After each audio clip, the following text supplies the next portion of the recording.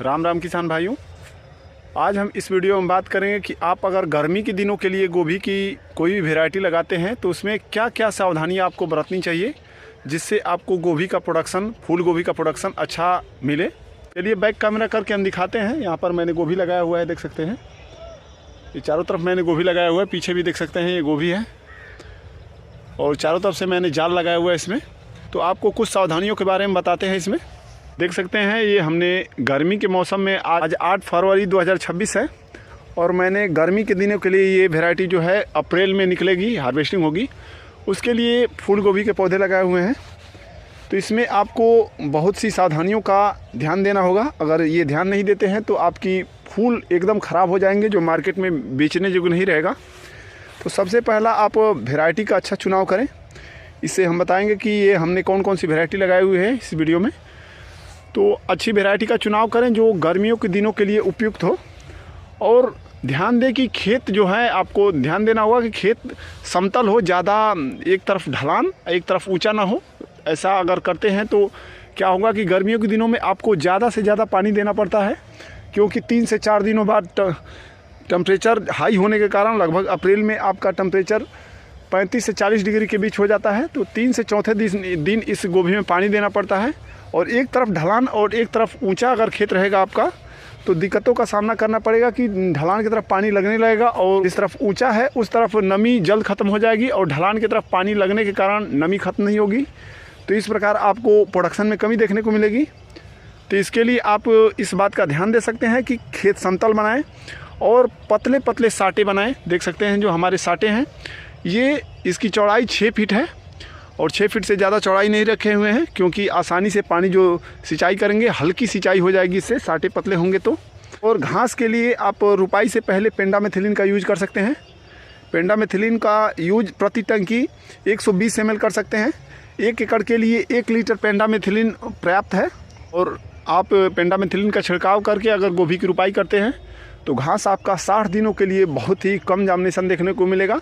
आपको मोथा घास और दूब घास को छोड़कर और घासें बहुत ही कम देखने को मिलेगी। तो इससे आपकी लेबर कास्ट बचेगी। और गोभी की रुपाई से पहले आप खेत की अच्छी तरह जुताई करा लें, जिससे आपका मिट्टी भुरभुरी हो और उर्वरा शक्ति बढ़े। साथ ही साथ गर्मी के मौसम के जो गोभियाँ लगाते हैं आप, उसमें सुंडियों को प्रकोप बहुत ज़्यादा देखने को मिलता है। इसके लिए ट्रांसलेमिनार और सिस्टेमिक दवाओं का इस्तेमाल करें।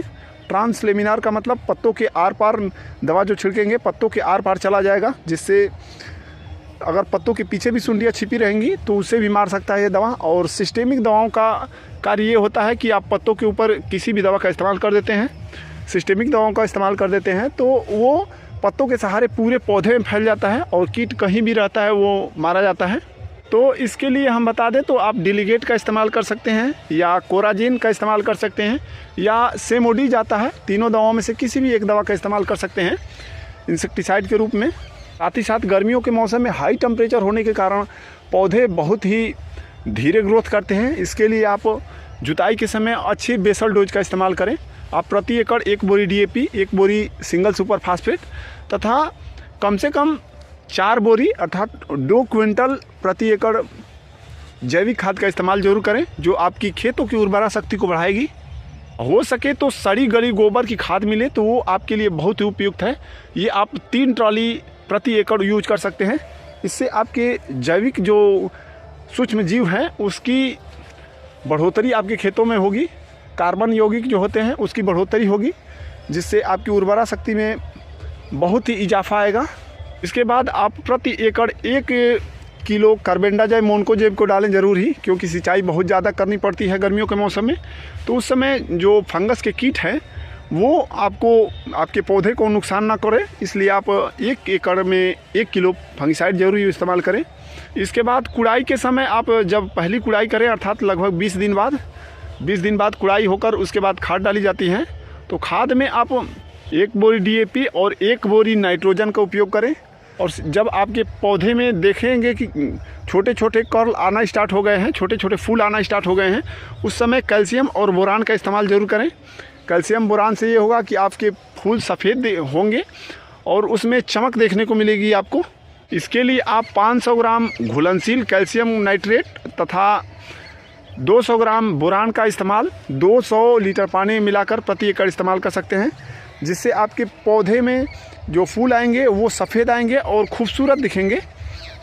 तो इन सब चीज़ों का अगर इस्तेमाल करते हैं तो आपको बहुत ही अच्छा रिजल्ट देखने को मिलेगा फूल गोभी में।